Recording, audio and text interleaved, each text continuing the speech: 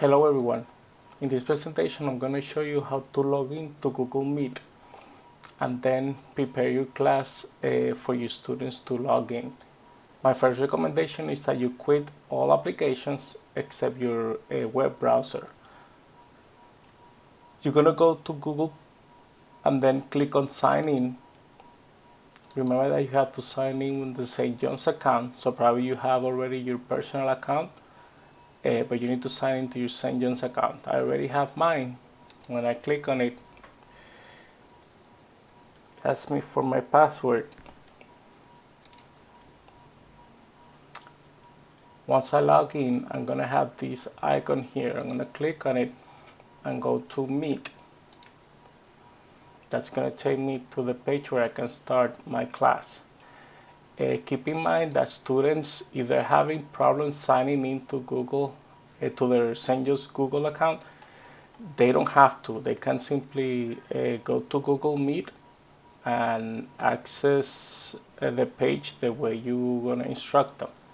That's only if they're having any problems signing in. But they should sign in with their St. John's account. So this is a page where it's going to take you and where you're going to start your class. You click on it. Here you can type the name of your class, or you can simply leave it in blank. You click continue, and the computer, in my case it didn't do it, but in your computer it's going to ask you if you want to allow Google Meet to use your camera and your microphone, and you're going to say yes. Once you do that, you're going to click join meeting, and now this is going to be your classroom. This window is important because it's going to give you the link that the students will use to access each of your classes. So it's individual for each class. So you're gonna copy the link, and what you want to do is then eventually or later you want to add it to your bulletin board.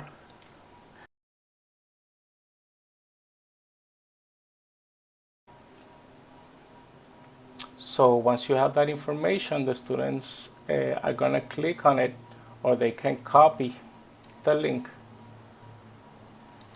and they can paste it into the address bar of a new tab, and it's going to take them to Google Meet for your class, specifically for that class that you created.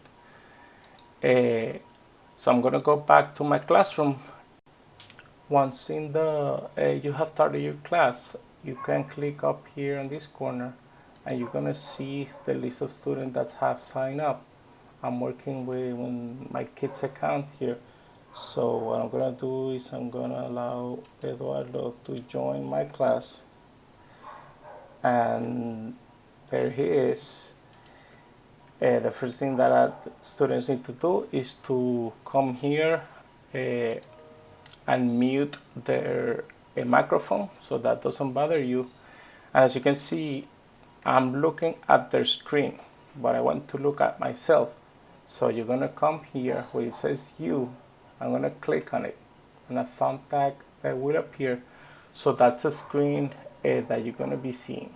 If you want to allow the students to talk and you want to see them, then you don't do that. You click and remove that thumbtack from there, and every time someone speaks, the system on its own will project their screen. Let's see how that works with when we have more than 3 person, when you have the full class signed in. So another option that they have is perhaps you're presenting. They can simply type their questions and send them through their chat. So for example, if I have Eduardo send a message,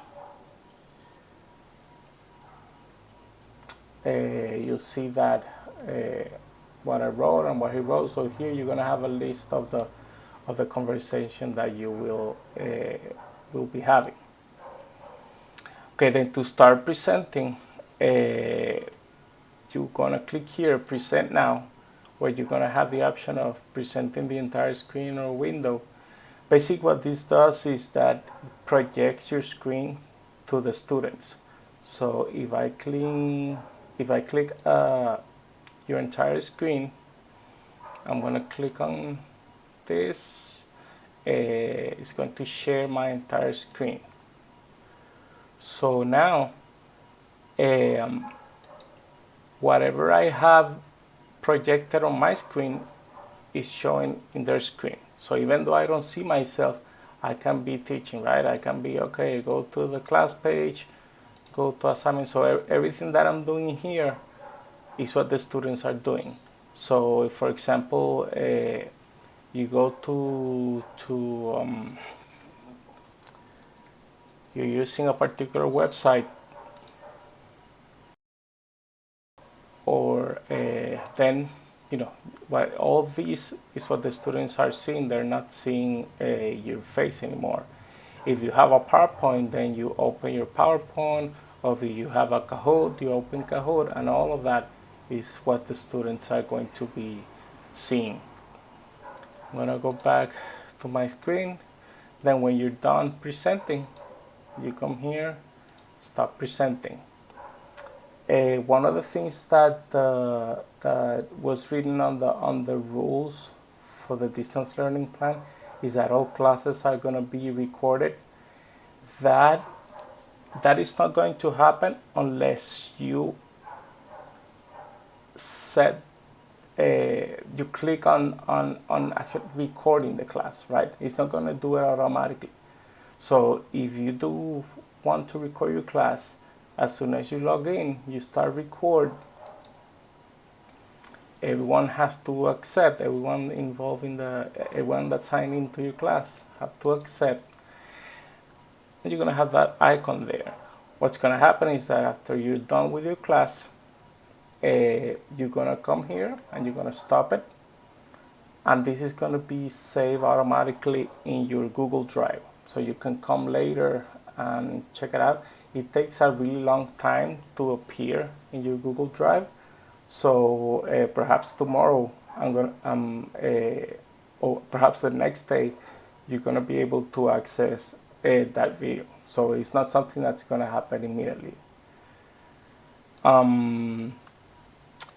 Again, if a student needs the code, you simply click right here, right? And this is a code you have to share for them to log in into your class. You have other options here that are not necessarily important. Basically, this is what you have. This is what you're going to be working with. Your students are signed in, and you can teach your class.